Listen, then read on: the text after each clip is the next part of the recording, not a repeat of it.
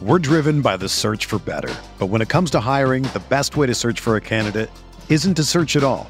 Don't search, match with Indeed.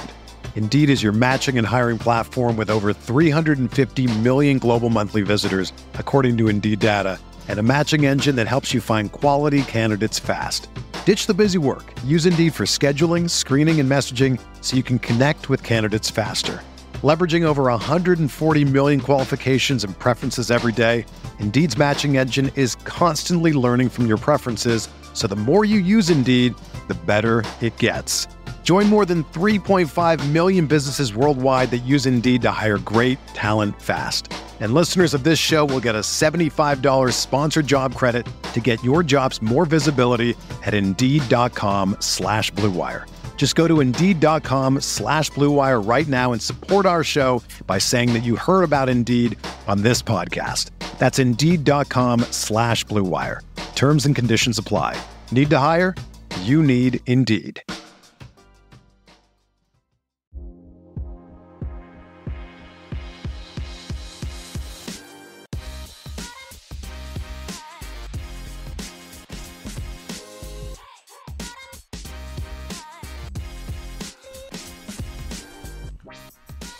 From the hills of Strawberry Canyon, I'm Coin Dang, and this is the Golden Bear Cast.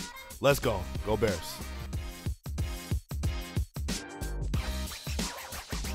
What is up, Cal fans? We are back with another episode of the California Golden Bear Cast. As you heard from starting linebacker Coin Dang, we are in the building.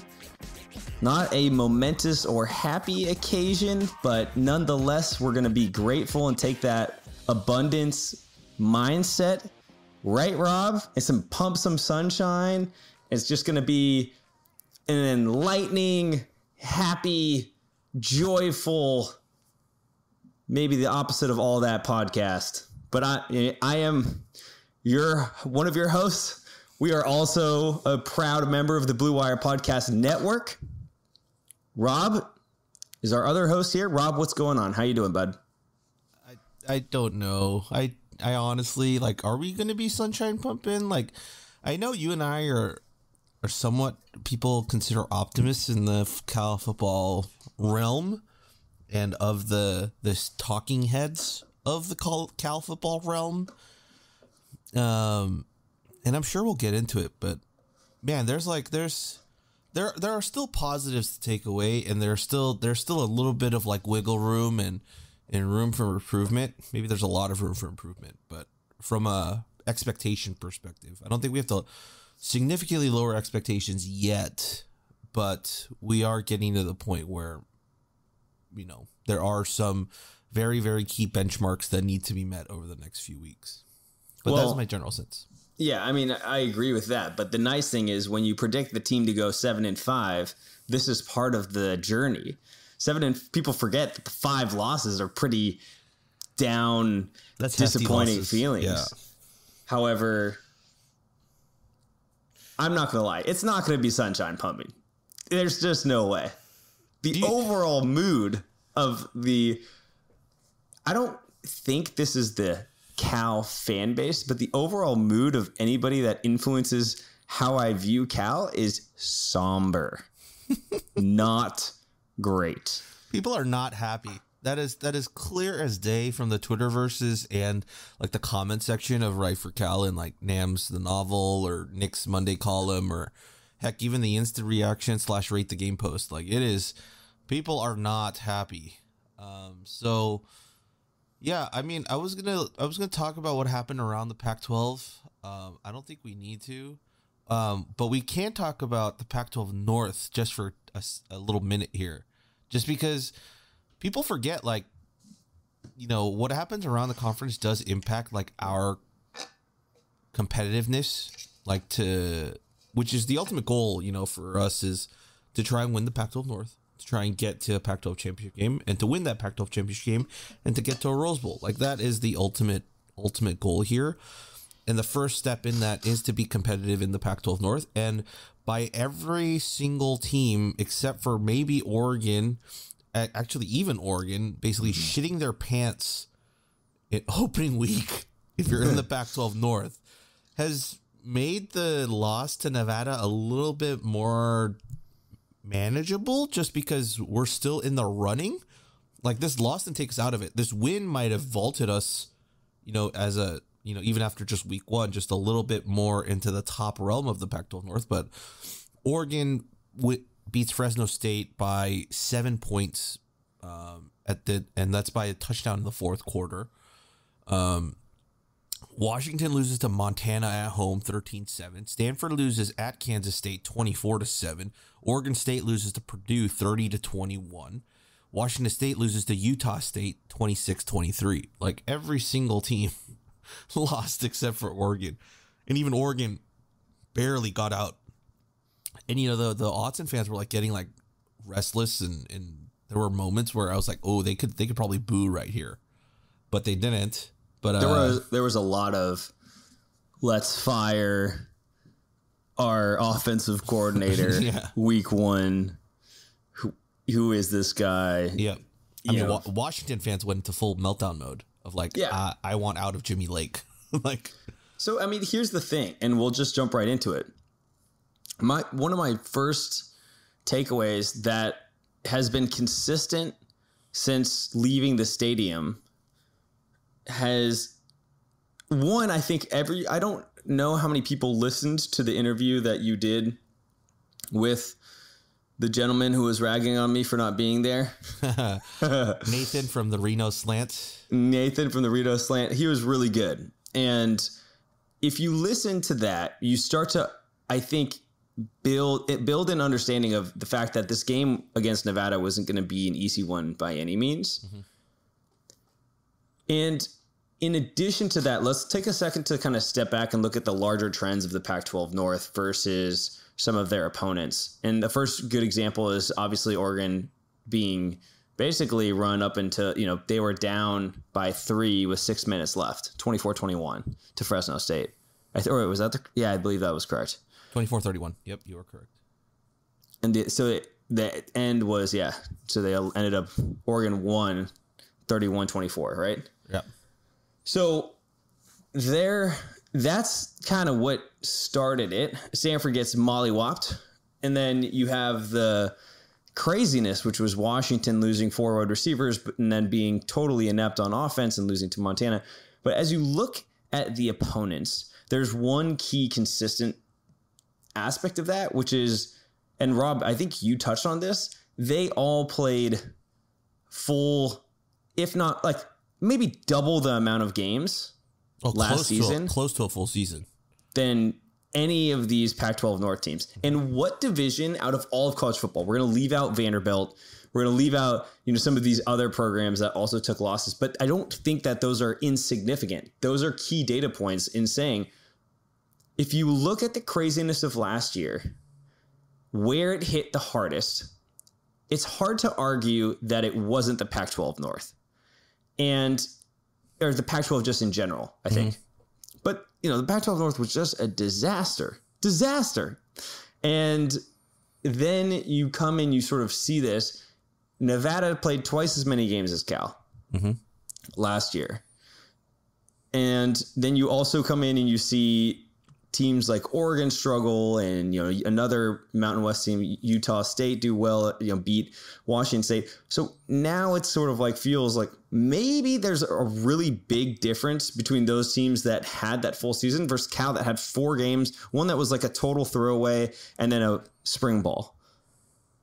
And I think you can take some solace in that and say, look at the data around the landscape of college football and understand that there were upsets happening that don't really happen.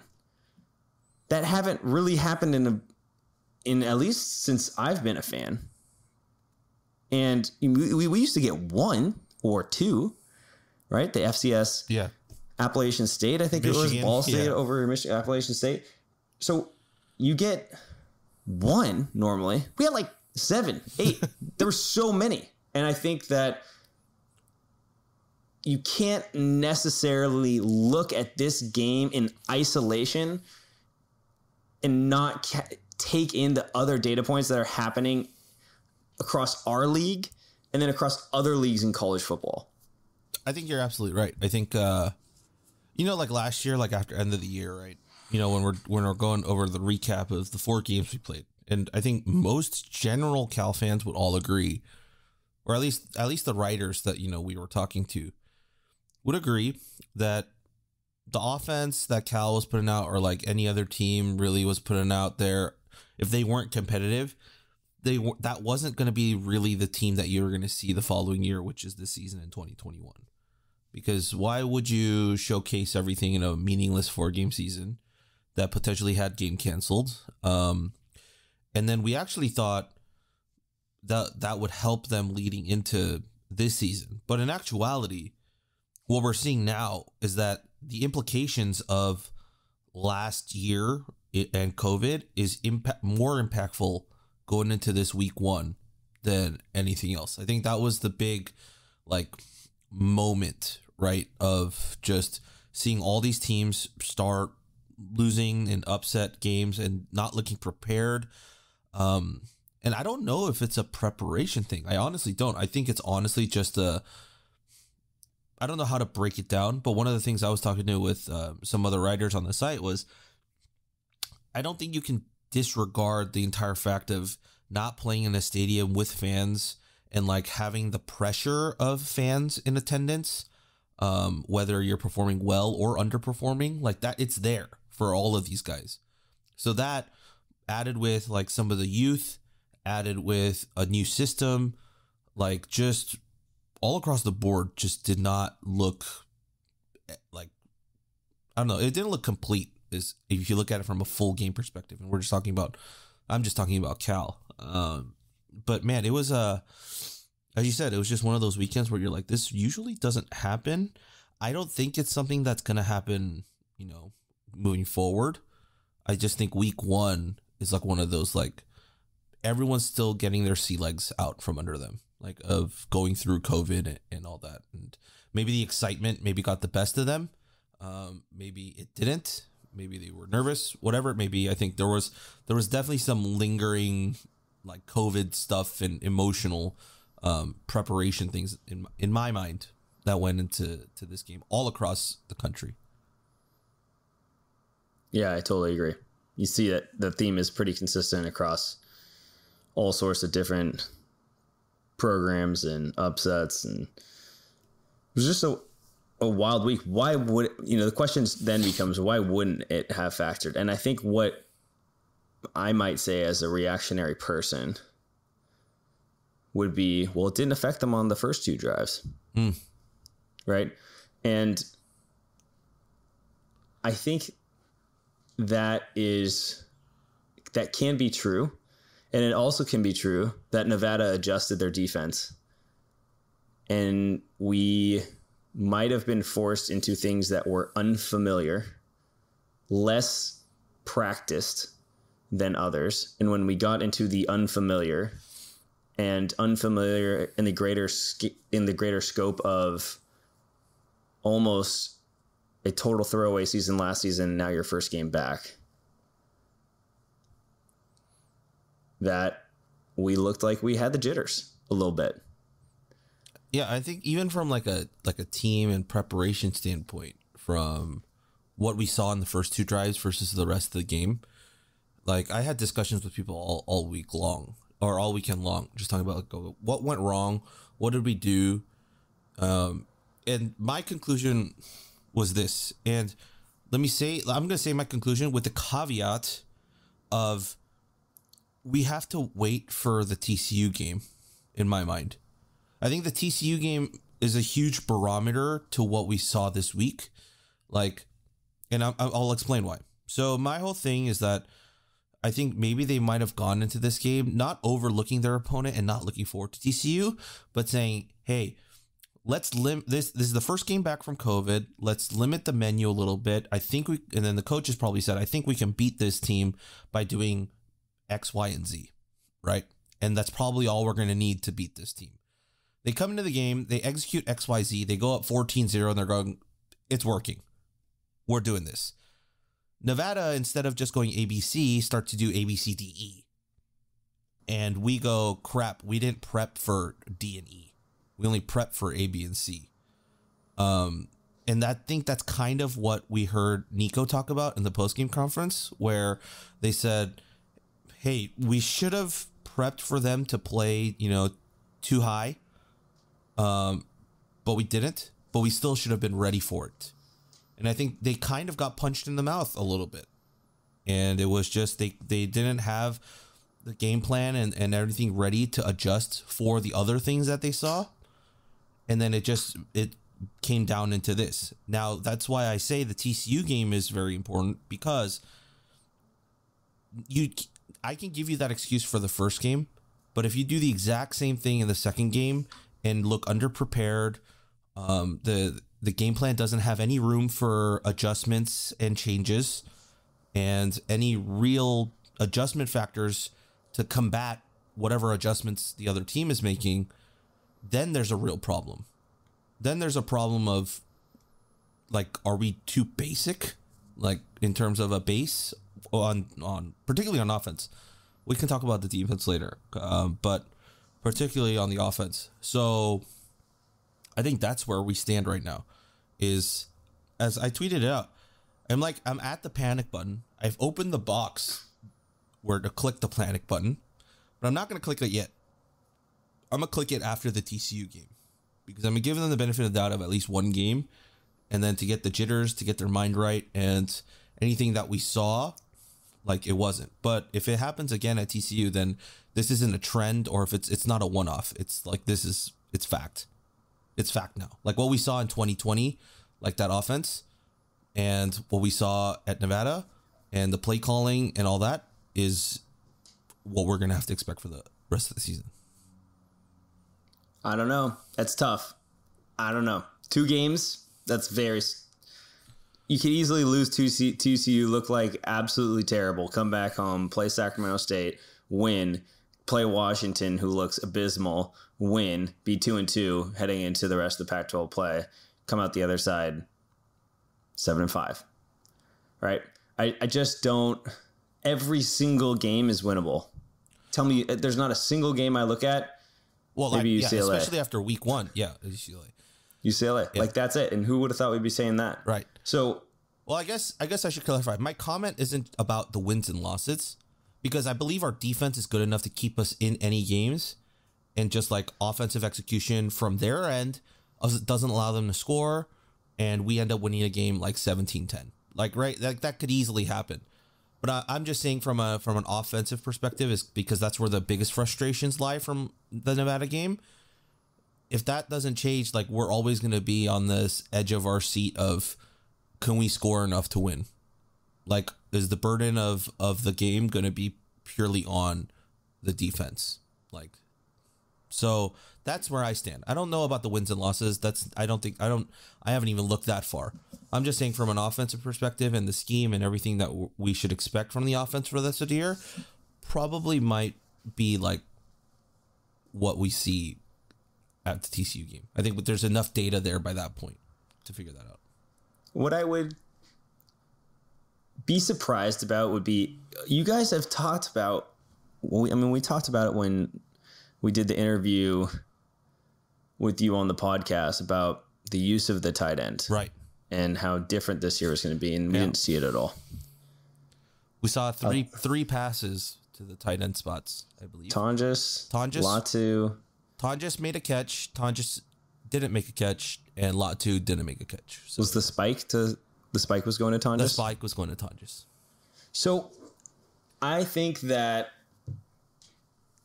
it was the 4th game last year. We played Oregon. 4th game last year? That's right. Oh, last year. Yeah. You're correct. And that's when we looked our best. Last year? Yep. Offensively, I'd give it 4 games offensively before I'd make any rash decisions. Look, wow. We've been down this journey already. We have. And I think the thing is, like, everybody's reaction that I'm watching or seeing and just would have had a front row seat to is the same reaction I had after North Texas. Yep. And I had tweets written out that talked about Wilcox being tied intrinsically to Chase Garber's success and what that means for him and his legacy. And is was there an opportunity to bring in other quarterbacks? And you think about it, and I would have tweeted the same damn thing after North Texas. And I keep deleting them because it's a retread. And what happened last time was I was dead wrong. And I called for Brandon McElwain to come into the game. He lost us multiple games. Chase came back and looked like an all-star, and we all know how it ended. And it's the last time that I'm just not going to bet against him. Wait, didn't you also call for Modster after North Texas? Oh, I'm sorry. Was it not McElwain? Well, McElwain was the year before with like Chase and McElwain and Forrest and that whole like who are we going to play every week? And we had the two. Hell yeah. Okay. Yeah. Perfect. I called for Monster. Yeah. You did call for Monster in 2018. Monster was my boy. But so I did want to address this. We were asked, hey, there's been a hesitancy to sort of talk about other quarterbacks on this podcast. And yeah, I agree. We don't talk about it a lot, mainly because you guys don't understand that there aren't any other options right now. This is it. Wilcox is tied to success to Garbers, and we don't have Jaden Casey anymore. We don't have Spencer Brash anymore. They're gone. The only guys that we have are guys that you probably don't want to see in the game, and we always fall in love with the backup. And what I'm saying is, like, don't make the mistake that I made after North Texas. Be better than me. That's what I'm trying to say, because I can't reasonably think of a way here where you introduce another quarterback and you get a different outcome. And I don't know. I feel conflicted about it because I do feel like some of that is self-made. Right. But at the same time, the last time that I doubted Garbers publicly on Twitter, which he liked and still was kind enough to come on this podcast without me there. That wasn't a stipulation or anything. It just was a coincidence. He came out and played his best football. And so it's sort of, for me, yeah, it was sloppy play. There were missed throws. It looked average at best. And you can look at that 2019 year and say it was an aberration. I'm just not allowing myself to do it. And I won't allow myself to do it until we get through game 4. At least not yet, is what you're saying. Right. If we're 0-4, yeah, I'll tear down the whole thing. Yeah. But even if we're coming out of that, we lose a close game, 1-3, and it's not necessarily as painfully obvious that was the offense's fault as it was in this game. But 4 games. 4 games is sort of what I'm bookmarking here. So, Rob, am I crazy? Where are you at on this? Because there's a lot of differing opinions online. So I'd love to know what your thoughts are. I mean, where do we start? Should we start with the tight ends? Let's start with the tight ends. Because yes, I saw a lot of during camp. Like, I was like, they're going to use this. Like, this is a part of what they want to do. And now that Right for California has access to PFF stats for the year, I have all the snap counts and everything just in the palm of my keyboard. So this is powered by PFF. Of course, Right for Cal, I'm going to shamelessly plug here. Right for Cal always has a PFF article that goes up every week. It's part of our premium subscription. And you can check it out later this week when it drops. But in the meantime, since you're listening to this pod, you get a little bit of access to a little bit behind the scenes of it. And let me ask you this, Andy. How many tight ends do you think played last night or Saturday night?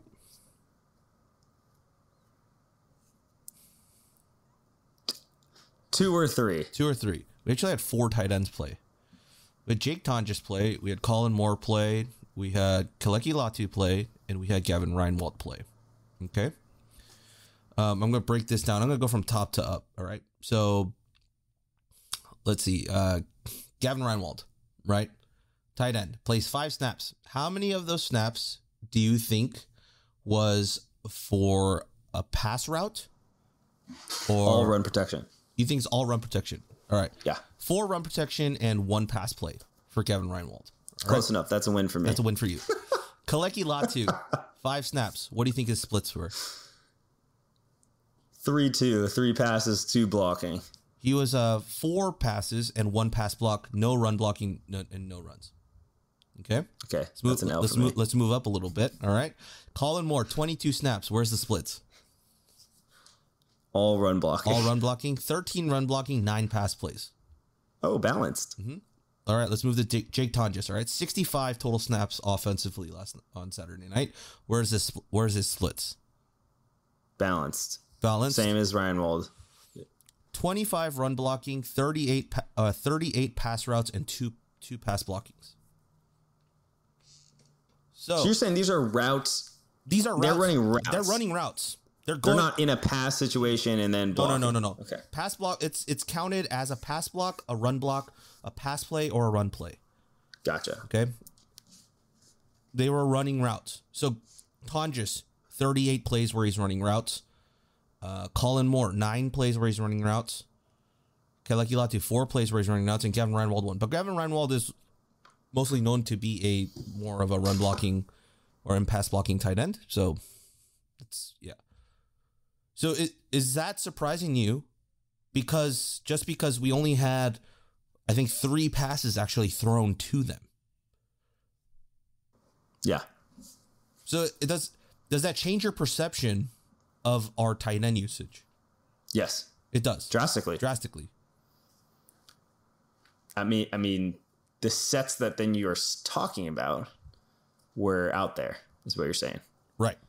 So the things that you were seeing in fall camp was there. The difference is you didn't see it, you don't notice it because the ball's not traveling to the tight end.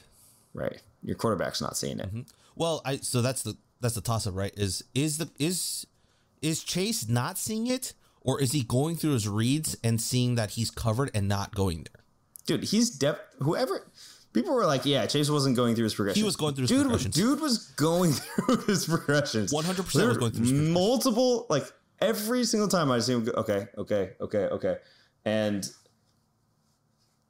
he plays possession. He really does. Like he plays the Aaron Rodgers type possession. He's much more likely, I think. And if you tie it back to Wilcox hates turnovers. Yep. Hates them. This isn't an offense where we're like, yeah, lay it out there, 50-50 ball. And if it's an interception, it's okay. With it. Yeah. Wilcox hates him. He doesn't like him. And so Chase is very much the mold of a Rodgers type where he'll take the sack instead of throwing the pick. Except for that really bad decision on that play that magically landed in Nico's hands. That could have been a pick six. Yeah. And I don't fault him for that. I don't either. Okay. I think if he's going through his reads and he's going to his check down, right? I'd have to look up like what his average time to throw was.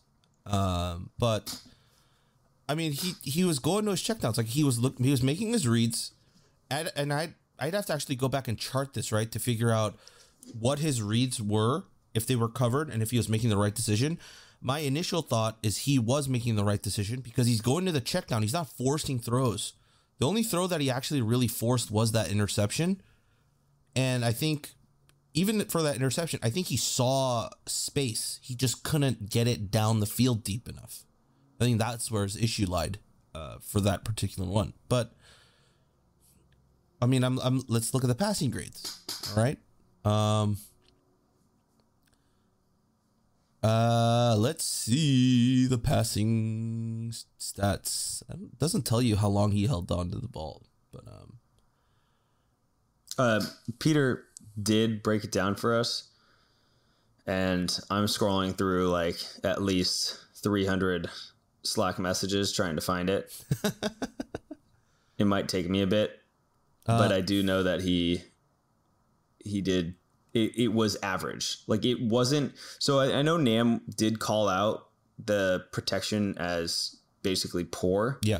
And that was what was interesting because I didn't feel like it was the best considering we were playing Nevada, but at the same time, you gave up 6 sacks to Nevada, or 2 sacks. No, sorry, 2 sacks. 2 sacks. 2 sacks, but at the same time, I don't know. Isn't it? I don't want to derail us. I was like, isn't it more that we're keeping a quarterback who exceeds and excels outside the pocket and just being like, stay in the pocket. That to me was really, all right, really fascinating. Well, I have the passing stats, right? And let me ask you this. What percentage of his plays do you think he was under pressure versus kept clean in the pocket?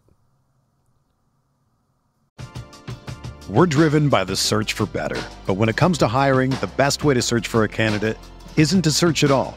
Don't search, match with Indeed. Indeed is your matching and hiring platform with over 350 million global monthly visitors, according to Indeed data, and a matching engine that helps you find quality candidates fast. Ditch the busy work. Use Indeed for scheduling, screening, and messaging so you can connect with candidates faster. Leveraging over 140 million qualifications and preferences every day, Indeed's matching engine is constantly learning from your preferences, so the more you use Indeed, the better it gets.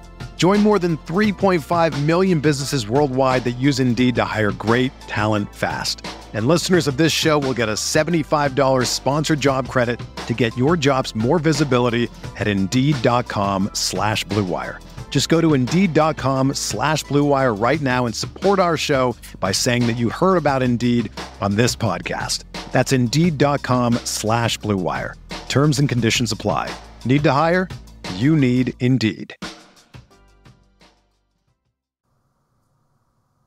What percentage was kept clean versus what was the splits between clean pocket and under pressure on his throws?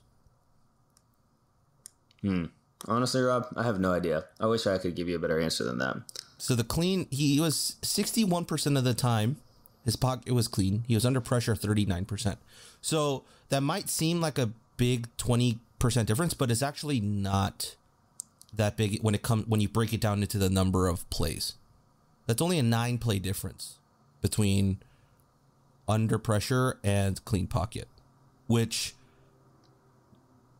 I mean, that makes up for 9 plays, but I think it's not nothing that there needs to, I mean, basically what I'm trying to say is there needs to be a bigger gap, right? 9 plays is not that big of a gap. He needs to have a cleaner pocket and they need to do better at pass blocking.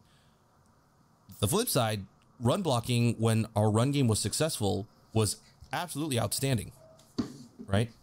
It was, they were making running lanes for the guys with ease, with absolute ease. So yeah, I mean, and I'm like looking at the passing pressure and trying to gauge the O-line stuff, but he wasn't blitzed 78% of the time. He was only blitzed 22% of the time. And his completion percentage when not blitzed, 69%. When blitzed, 55%. Makes sense. Makes sense that that's the case. The funny part is, and this stat came out on the PFF, their college page. What do you think? What do you think was higher? His completion percentage when the pocket was clean, or his completion percentage when he was under pressure? Completion percentage when he was under pressure. You are correct. 76.9% under pressure and 60% when it's clean. So he's actually a really good thrower when he's under duress and making plays, like as he's running. And I think that's kind of what they wanted to do with him getting out in rollouts and stuff. And so here's my issue from this game, at least offensively, is from everything I saw in the offense, it was very clear they wanted to do like a very Todd Gurley, Sean McVay, that original Goff offense, right? Hand the ball off to Gurley a bunch, run the play action off of him because they're going to have to start stacking the box. And with that, you can take the top off or throw to wherever you want to throw. Right. They ran 85.4% of their plays were not play action pass plays. Only 14.6% were play action pass plays, which is a very strong change from what I was expecting this offense to be, right? And you were definitely one of those that questioned it too, because remember when we got the interception from Miles Williams, we started on the 1, right? And what were our 3 plays? There weren't pass. It was basically pass. Yeah, pass, interference. And I believe the second one was like it was a 5 wide set too.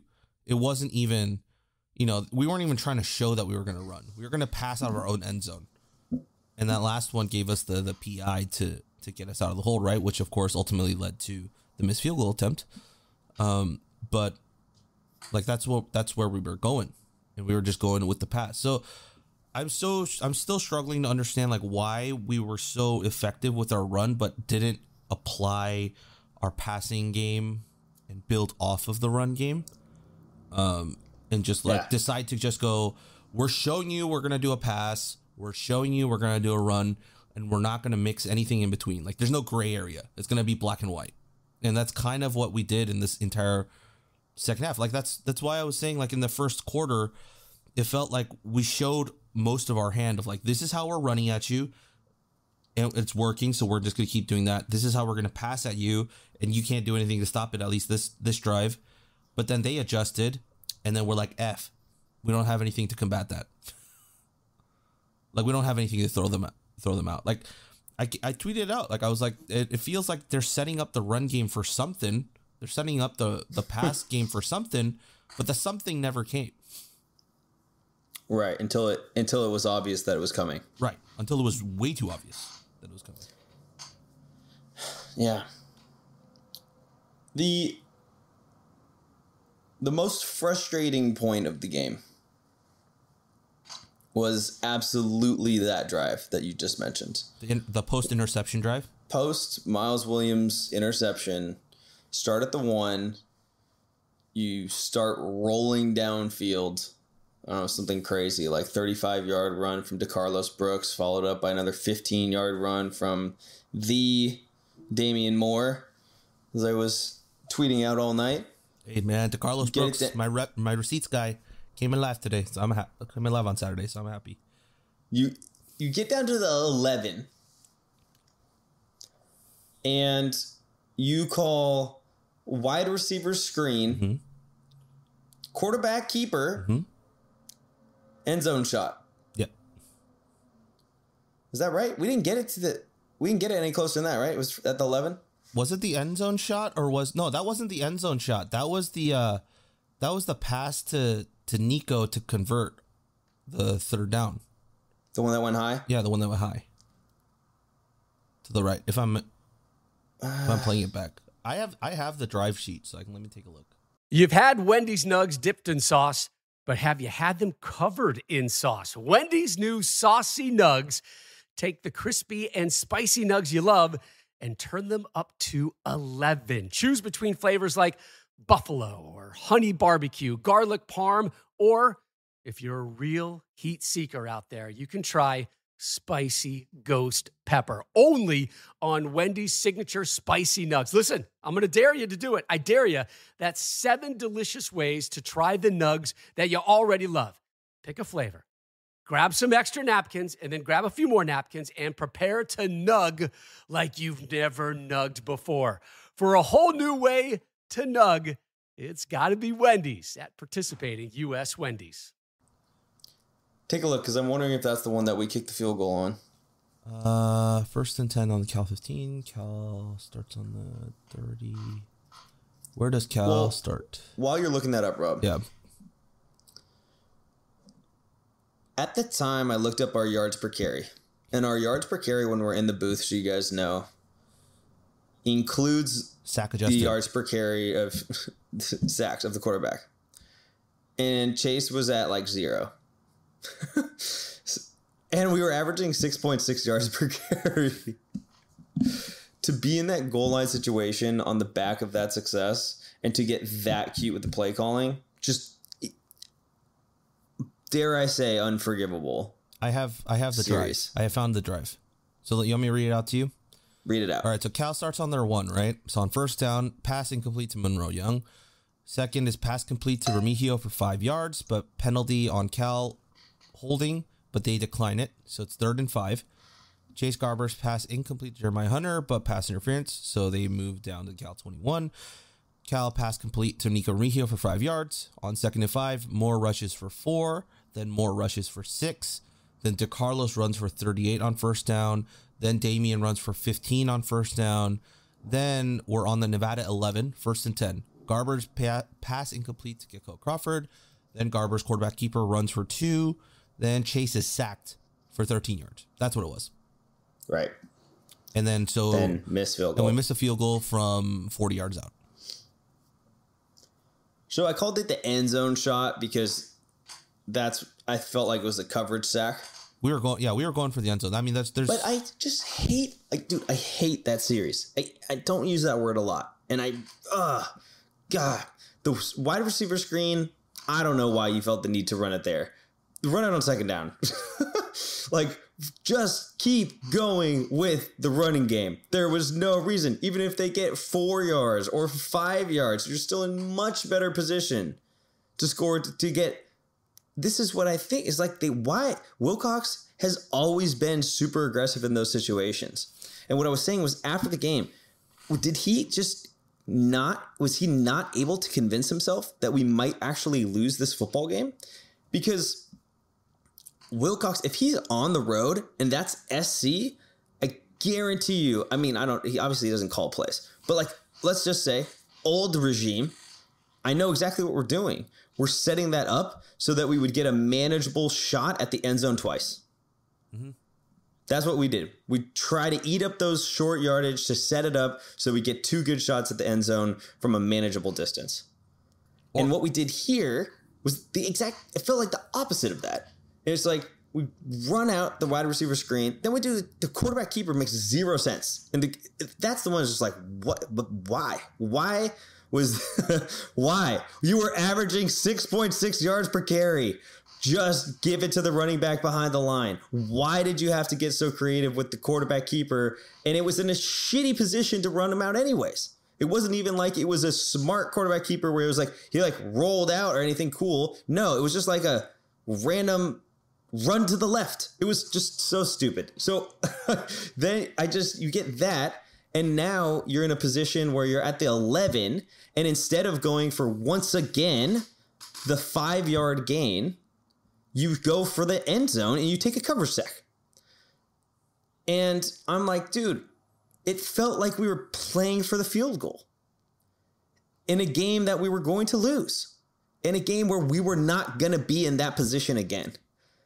And I felt like you knew that. I felt like I knew that. I felt like our fans knew that. And I felt like the coaching staff didn't. And I regret not asking it at the press conference because obviously I'm heated about it. That to me was the series that as soon as that went down, it was like, this shit's over. Throw in the towel. The field goal, the surrender field goal, it was a Dykes move. It was a Dykes move. I could feel Adams sending me that tweet and saying, please ask why we went for the field goal in that situation. And that was something that Adams used to ask me every single time after we would have a Sonny Dykes game. Please ask why we went for the field goal. I didn't get the tweet didn't get a message from him this time, but I know he was thinking it. I mean, and where were you at? What were your emotions? Because I think I wear mine very clearly. But what were yours? Well, I was sitting there trying to think of, okay, I think what he's trying to do is you take the 3 points, you're down by 2, which means you bank on your defense getting one more stop, and then you either play the field goal or the touchdown to win the game.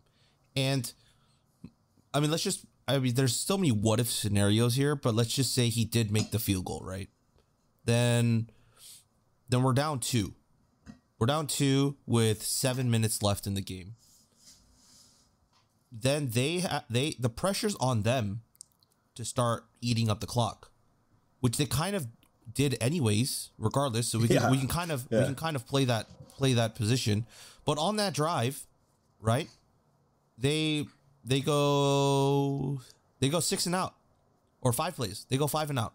5 plays, 21 yards, 2 minutes and 35 seconds. We get the ball back with 4:36 left, right? Correct. And what happens on that immediate play? It's a play action pass off of shotgun, and then Chase throws it deep to the right, but leaves it short and it's intercepted. Which, by the way, I'm still fuming about that replay review because I can't say I'm 100% sure, but I am 99.99% sure his hand was out of bounds when he landed. The DB who caught the ball. But the positioning of the camera didn't show the field. It just cut out right like above his hand, like in any of the things. And then there's that stupid ticker on the bottom, so we can't even see the full camera angle. So they ruled that an interception, and then they have the ball on our 50-yard line. The crazier part is the Bears get the stop again. We got the ball back again with 1:55 left. So for me, the frustrating one for this was that final one. It wasn't the field goal one. It was the 1:55, 2-minute drill. Pass to Kikoa for 9 yards. Good. Pass to Jake Tonjes for 0 yards. Okay, that was fine if he went for the check down there. But then we get called for holding on that play, so we go back, right? And so it's now second and 11. Passes to Dancy for 3 yards. Passes to Trayvon Clark for 3 yards. Then pass to Marcel Dancy on 4th and 5. Incomplete. It just like goes straight through the hands of Marcel Dancy. And then we lose the game. Like, that's the one I'm upset about. Like, I get that they're probably playing prevent defense, but at the same time, send more guys deep and take. You can get more than 3 yards. You can get more than 3 or 9 defense. yards if they're playing prevent defense. That's exactly what I'm trying to say. Like, I don't understand why. Like, we should have been eating up yards because they wanted to prevent the touchdown, because we're still down 5 at this point. Like, we need a touchdown. No, it looked like we were playing against a normal defense. Exactly. Like, and here's the kicker. That was our second 2-minute drill offense. Right. And the one in the first half looked just as bad. Right. So twice, when you're supposed to open up the playbook, the defense, tends to get tired because you're going up tempo. Most of the time when you run the 2-minute offense, things start to work that didn't necessarily work prior. And we looked almost worse. I'm at a loss of words. Like, just, I mean, I'm looking at even the first 2 drives and like just the play diversity here, which I think was like superb. Run, pass, run, and then get the first down. Then on first down, pass, get the first down. Then on first down, pass, run, pass, we get the first down. Run, we get the first down. Run, touchdown. Like, that's a pretty diverse play calling set, right? And I don't remember being frustrated on those 2 like touchdown drives of like, why are we constantly doing this, or like, it's not one of those like, I guess that works, like where we shrug. It was one of those moments of like, oh, they're actually like, they're methodically going down and they're keeping the defense on their toes of what we're going to do. And then after that second drive, it just like went to shambles. Like, it was, let's see, pass, rush, pass, sack, punt. Run, pass, punt. Like, it felt like they were trying to like get a spark to do something, but they weren't running any plays that were like exciting or like, trying to electrify some people and get the crowd involved a little bit. That's the next thing I kind of wanted to talk about, unless you have something else to talk about, which was just the total mundane like football we witnessed at that game. I know you're gonna. I know that bugs you a ton, because. So I do want to set that up. Let me just have one more thing here before we move over to the crowd and how awesome that was. What I didn't like in the Wilcox press conference was, and I truly believe he's probably delegated the offense to Musgrave. I mean, to a certain degree. Well, he's talked about that with us, right? When we did like the football 101 stuff, like, he talked about how he doesn't select which plays we're going to run, but he does big picture stuff where it's like, hey, if we get the first down, let's run it here on first down, or you know what, you're gonna get 4 downs, to go for this. Like, he does the big picture stuff, but he doesn't like say like, oh, we're gonna run, like pick a run play inside. Like, he's not that type of manager. And so what I found, I think he was unprepared, or not unprepared. He just hadn't had enough time with the information yet. But when we were asking him why was the offense not that effective, Wilcox's response was, well, and this is totally ad lib, go listen to the press conference for the actual, actual quote. But it was something along the lines of, well, we had a couple of runs that didn't go anywhere, and that kind of put us behind this, but of course that's going to happen. There's going to be I don't know. Like, are we living in the Javid era where we just continue to run for 6 yards a carry the entire game? We're not there yet. We're not even close. So, of course, there's going to be a time when Damian Moore only gets 2 yards instead of 10 or 8 or 6. And he played great. But it's just like natural. It's football. The answer for why your offense is ineffective or became ineffective cannot be that your running back was stopped for a 2-yard run on first down. It's a totally normal scenario. We should be able to get out of that. And I was just like, dude, that doesn't hold any weight with me. And I'm sure I could be misinterpreting. There's ways of making. I'm gonna once again place faith here, but I think that was the most frustrating thing. Is you go back and you look at it and it's like, well, what happened? Well, it was like, well, shit. Nevada brought more guys in to deal with the run. And instead of taking advantage of it, as every single former player was tweeting, we didn't press them deep when we had one-on-one coverage. And if you're not going to take those risks, if you're not going to take those shots, then the defense is going to be able to adapt and adjust. And I think that's what happened. And so I don't know if it was Chase seeing cover 2 and then getting scared out of the idea of tossing a ball out there to our receivers. Dude, our receivers are good. Our receivers can go and get the ball. This is not the era of Vic Wharton. It isn't it. This is not it. And I miss Mekhi Polk badly. I mean, not even Jeremiah Hunter. Jeremiah Hunter was great. Dude, I mean, I love these guys. I just miss Mekhi. I have his damn jersey. Well, you have Maven Anderson's jersey now. Yeah, now it's Maven Anderson. But at the time, it was a sick Mekhi jersey. So it's just super frustrating. I don't think that could possibly be an appropriate answer to what was happening. And yeah, we got stuffed up on a couple of runs. Big fucking deal. Adapt. Seriously. This is probably the first time I've dropped, one of the few times I've dropped an F-bomb on this podcast. But just adapt. Just freaking adapt to it. I don't understand. So is that a quarterback thing? I have no idea. Is it a play call thing? I have no idea. All I know is whatever we showed out there, the second and third quarter was as frustrating of a stretch as North Texas was. And after that game, I called for a quarterback change, or I said, we don't have a quarterback. Direct quote. And so to go full circle here, I think we have a quarterback, but for whatever reason,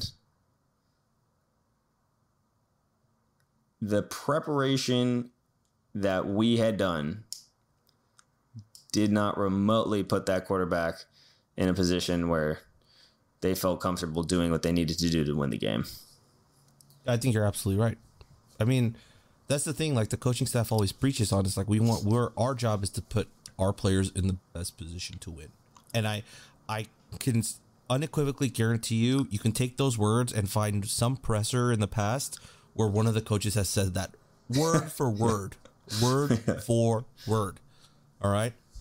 But as you said, it felt like there were times where we didn't put him in that position to win. And this isn't a knock on Chase, in my opinion.